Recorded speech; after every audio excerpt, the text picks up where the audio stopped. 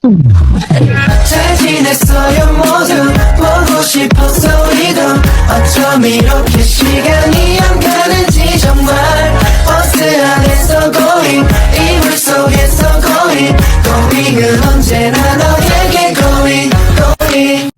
Assalamualaikum warahmatullahi wabarakatuh. Perkenalkan, nama saya Ulia Sabina Putri dengan NIM 2104237, berasal dari program studi Ilmu Administrasi Negara. Baiklah, di sini saya akan mempresentasikan hasil kuliah lapangan saya di PT Telkom Padang dengan mata kuliah Administrasi Kependudukan Lingkungan Hidup dengan dosen pengampu Bapak Aidil Mubarak. Di sini judul KKL saya ialah peran Corporate Social Responsibility atau disingkat di SJR dalam meningkatkan tanggung jawab sosial perusahaan di PT Telkom Komunikasi atau Telkom Padang.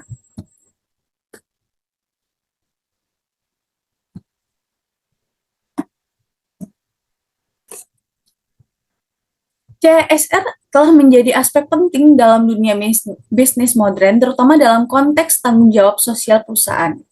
Perusahaan diharapkan tidak hanya fokus pada keuntungan semata, tetapi juga memperhatikan dampak sosial dan lingkungan dari kegiatan bisnisnya. Salah satu perusahaan yang menunjukkan komitmen atau kuat terhadap CSR adalah PT Telekomunikasi Indonesia atau disingkat dengan Telkom Padang. Melalui program CSR, PT Telkom Padang telah berkomitmen untuk mempertanggungjawabkan sosialnya. Namun, untuk memastikan keberlanjutan dan efektivitas dalam program-program CSR, perlu dilakukan evaluasi dan analisis menyeluruh terkait implementasi, dampak, serta tanggung jawab sosial yang diwujudkan oleh PT Telkom Padang. Selanjutnya ada, dalam konteks PT Telkom Padang, sejumlah masalah potensi terkait implementasi Corporate Social Responsibility atau CSR dan tanggung jawab sosial perusahaan dapat diidentifikasi beberapa masalah yang mungkin muncul, namun tidak terbatas pada pertama yaitu ketidaksesuaian program CSR dalam kebutuhan lokal. Program CSR yang dirancang mungkin tidak selaras dengan kebutuhan dan aspirasi masyarakat lokal di wilayah Padang. Hal ini dapat mengakibatkan kurangnya dampak positif yang diharapkan oleh perusahaan. Yang kedua, kurangnya keterlibatan pemangku kunci lokal, yaitu kesuksesan program CSR juga sangat tergantung pada keterlibatan dan dukungan penuh dari pemangku kunci lokal, termasuk masyarakat setempat, pemerintah daerah, dan organisasi non-pemerintah. Ketidaktersediaan dukungan ini dapat membatasi efektivitas program CSR. Yang ketiga, kurangnya transparansi dan akuntabilitas. Maksudnya adalah, dalam melaksanakan program CSR, adalah kunci untuk membangun kepercayaan masyarakat. Kurangnya keterbukaan dapat menimbulkan keraguan dan ketidakpastian di kalangan masyarakat terkait hasil dan dampak nyata dari program-program tersebut. Yang keempat adalah keterbatasan sumber daya. Meskipun PT Telkom Padang mungkin memiliki niat baik, keterbatasan sumber daya baik finansial maupun tenaga kerja dapat menjadi kendala dalam melaksanakan program CSR dalam efektif dan berkelanjutan. Selanjutnya yang kelima, kondisi lingkungan yang berubah, yaitu perubahan kondisi lingkungan seperti bencana alam atau perubahan iklim dapat mempengaruhi rencana dan program CSR yang telah dibuat sebelumnya. Fleksibilitas dalam menghadapi perubahan ini menjadi kunci. Yang keenam adalah tantangan komunikasi. Tantangan dalam menyampaikan informasi mengenai program CSR kepada masyarakat dapat menjadi hambatan. Komunikasi yang efektif diperlukan agar pesan dan tujuan program dapat dipahami oleh masyarakat. Selanjutnya ada, dalam melaksanakan program Corporate Social Responsibility atau CSR pada PT Telkom Padang perlu merinci konsep dasar dan teori-teori yang menjadi praktik CSR. Beberapa teori relevannya adalah, pertama ada teori CSR Carroll.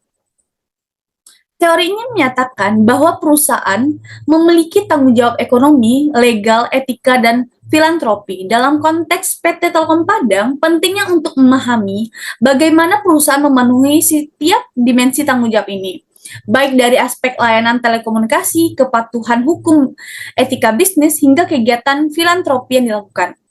Yang kedua ada teori stakeholder. Konsep ini menekankan pentingnya memahami dan merespon kebutuhan serta kepentingan berbagai pihak yang berkepentingan. Terkait dengan keberlanjutan perusahaan, PT Telkom Padang perlu mengidentifikasi dan memahami kepentingan pemangku kepentingan utama seperti pelanggan, karyawan, masyarakat lokal, dan pemerintah daerah. Yang ketiga ada teori triple bottom line atau TBL. Teori ini menekankan bahwa keberlanjutan perusahaan tidak hanya diukur dari segi keuangan atau profit, tetapi juga dari aspek sosial dan lingkungan. Dalam melaksanakan program CSR, PT Telkom Padang perlu memperhatikan bahwa dampak positif juga dirasakan oleh masyarakat dan lingkungan sekitar. Yang keempat ada teori reputasi perusahaan. Reputasi perusahaan merupakan aset berharga yang dapat dipengaruhi oleh kegiatan CSR. Penelitian ini menunjukkan bahwa perusahaan dengan reputasi baik memiliki keunggulan kompetitif. Oleh karena itu, pentingnya bagi PT Telkom Padang untuk memahami bagaimana pelaksanaan program CSR dapat meningkatkan reputasinya di mata masyarakat. Yang selanjutnya ada data dan fakta. Yang pertama, profil PT Telkom Padang. PT Telkom Padang sebagai bagian dari Telkom Group memiliki sejarah panjang dalam menyediakan layanan dan telekomunikasi di wilayah Padang. Didirikan dengan visi untuk meningkatkan konektivitas dan kualitas hidup masyarakat, perusahaan ini terus berupaya menjadi agen perubahan positif di komunitas lokal. Yang kedua, program CSR sebelumnya. Dalam menganalisis program CSR sebelumnya, kita akan memeriksa jenis kegiatan yang telah dilaksanakan seperti program pendidikan, kesehatan, lingkungan, dan inisiatif sosial lainnya. Evaluasi dampak positif yang dihasilkan oleh program-program ini akan memberikan pemahaman mendalam tentang efektivitas CSR sebelumnya. Yang ketiga ada dampak lingkungan dan sosial. Data tentang dampak perusahaan terhadap lingkungan masyarakat setempat akan dibahas secara rinci. Ini melibatkan penilaian terhadap langkah-langkah yang diambil oleh PT Telkom Padang untuk mengurangi jejak lingkungan, meningkatkan kualitas hidup masyarakat, serta mendukung pembangunan berkelanjutan.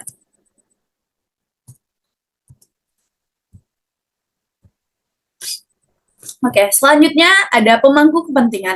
Identifikasi pemangku kepentingan yang terlibat akan mencakup analisis persepsi dan harapan masing-masing pihak. Melibatkan pemerintahan daerah, masyarakat, karyawan, dan mitra bisnis. Pemahaman terhadap kebutuhan mereka akan membantu memastikan bahwa program CSR dapat memberikan manfaat maksimal. Yang kelima ada anggaran CSR. Rincian anggaran untuk program CSR akan diurai dengan mempertimbangkan alokasi dana untuk berbagai inisiatif. Evaluasi perubahan anggaran dari tahun ke tahun akan membantu mengidentifikasi tren dan fokus perusahaan terkait CSR. Yang keenam ada tren tanggung jawab sosial. Pemahaman tentang bagaimana PT Telkom Padang merespon dinamika sosial dan lingkungan seiring waktu akan membantu menggambarkan komitmen perusahaan terhadap tanggung jawab sosial. Ini mencakup perubahan strategi, fokus baru, dan penyesuaian terhadap perubahan kebijakan atau tuntutan masyarakat. Oke, selanjutnya ada evaluasi terhadap sejumlah mana program CSR PT Telkom Padang sesuai dengan kebutuhan dan aspirasi masyarakat lokal di wilayah Padang. Oke. Baik, saya lanjutkan. Evaluasi terhadap sejumlah mana program CSR pada Telkom Padang sesuai dengan kebutuhan dana aspirasi masyarakat lokal di wilayah Padang memerlukan pemahaman mendalam terkait dinamika sosial, ekonomi, dan budaya di daerah tersebut. Berikut adalah rincian evaluasinya. Yang pertama ada analisis kebutuhan masyarakat. Pertama-tama, pentingnya untuk melakukan analisis mendalam terkait kebutuhan masyarakat di wilayah Padang.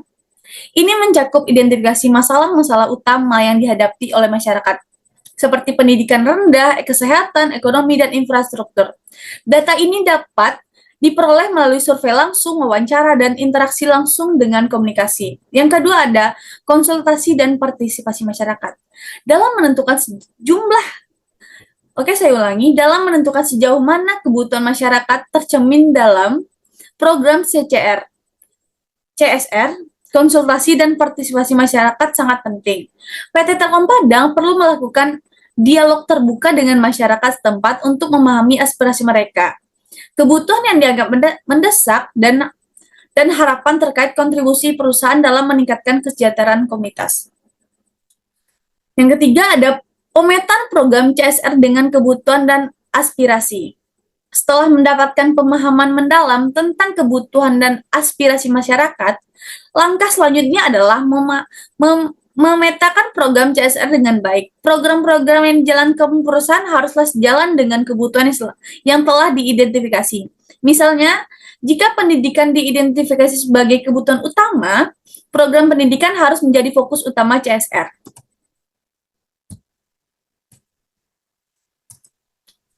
Oke, yang keempat, monitoring dan evaluasi keberlanjutan. PT Telkom Padang perlu mengimplementasi sistem monitoring dan evaluasi yang berkelanjutan untuk memastikan bahwa program CSR terus relevan dengan kebutuhan dana aspirasi masyarakat. Evaluasi berkala dapat membantu perusahaan untuk menyesuaikan program-programnya sesuai dengan perubahan kebutuhan dan dinamika masyarakat. Yang kelima ada transparansi dan akuntabilitas. Penting untuk memastikan bahwa PT Telkom Padang menjalankan program CSR dengan transparansi dan akuntabilitas. Ini mencakup memberikan informasi yang jelas kepada masyarakat terkait alokasi dana CSR, hasil program, dan dampak yang telah dicapai. Transparansi ini akan memperkuat kepercayaan masyarakat terhadap upaya CSR perusahaan. Yang keenam adalah pengukuran dampak sosial. Program CSR tidak hanya perlu mencakup aspek ekonomi, tetapi juga dampak sosial. PT Telkom Padang harus dapat mengukur dampak positif yang dihasilkan dari program-program tersebut terhadap peningkatan kesejahteraan dan kehidupan masyarakat lokal. Dengan pendekatan holistik, PT Telkom Padang dapat mengevaluasi sejumlah mana program CSR mereka memenuhi kebutuhan dan aspirasi masyarakat di wilayah Padang.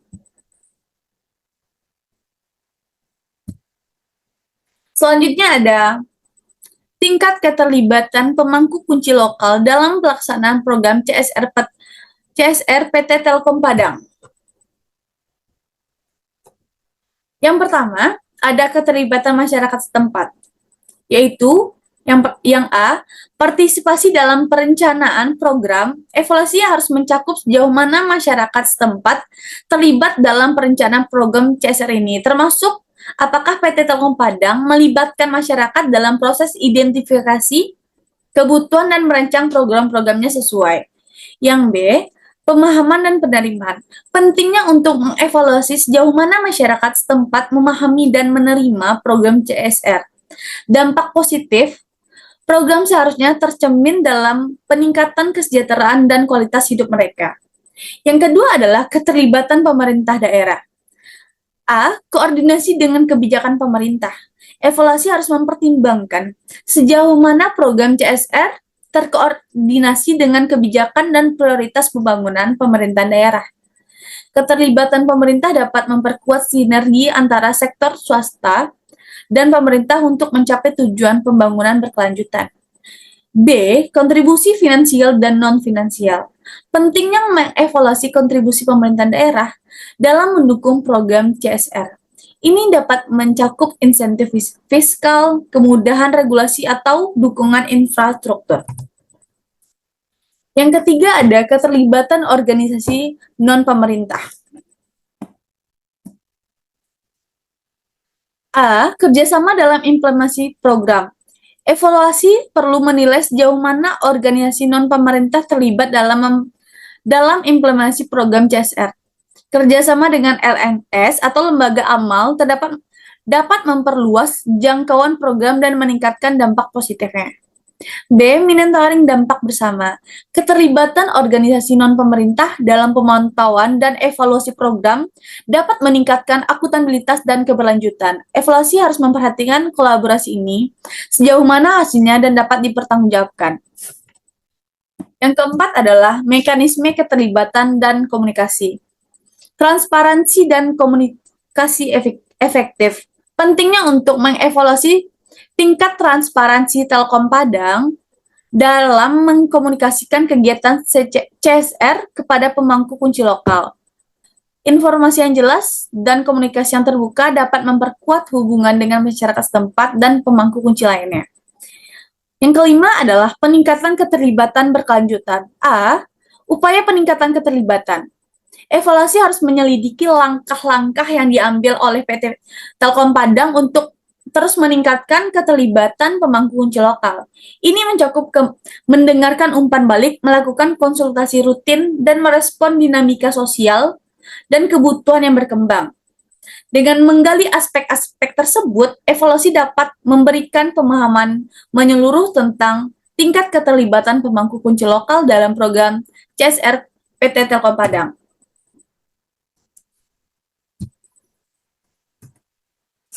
Yang selanjutnya adalah tingkat transparansi dan akuntabilitas program CSR PT Telkom Padang mengenai hasil dan dampak program. Yang pertama itu adalah program CSR harus mempublikasikan informasi secara terbuka dan mudah diakses oleh masyarakat. Ini mencakup laporan tahunan, dokumentasi kegiatan, dan kegiatan terkait program yang dapat diakses melalui situs web, media sosial, dan saluran komunikasi lainnya. Mekanisme pelaporan yang jelas, PT Telkom Padang perlu menetapkan mekanisme pelaporan yang jelas bagi masyarakat.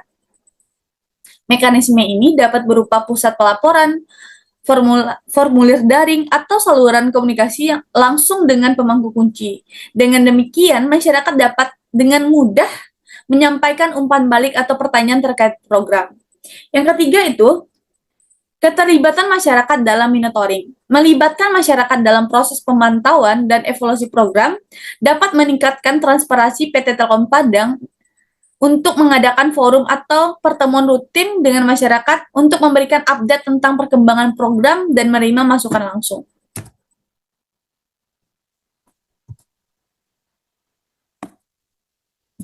Yang keempat adalah responsif terhadap umpan balik. Penting bagi PT Telkom Padang untuk menunjukkan responsivitas terhadap umpan balik masyarakat. Jika ada perubahan atau perbaikan yang diusulkan oleh masyarakat, perusahaan harus siap untuk mengimplementasikannya dan menjelaskan langkah-langkah yang diambil. Yang kelima adalah audit independen. Melakukan audit independen terhadap program CSR dapat meningkatkan tingkat akuntabilitas. Auditor independen dapat memverifikasi keberlanjutan program, penggunaan dana, dan dampak yang dicapai. Hasil audit dapat dipublikasikan untuk transparansi lebih lanjut. Yang keenam ada komunitas dampak positif.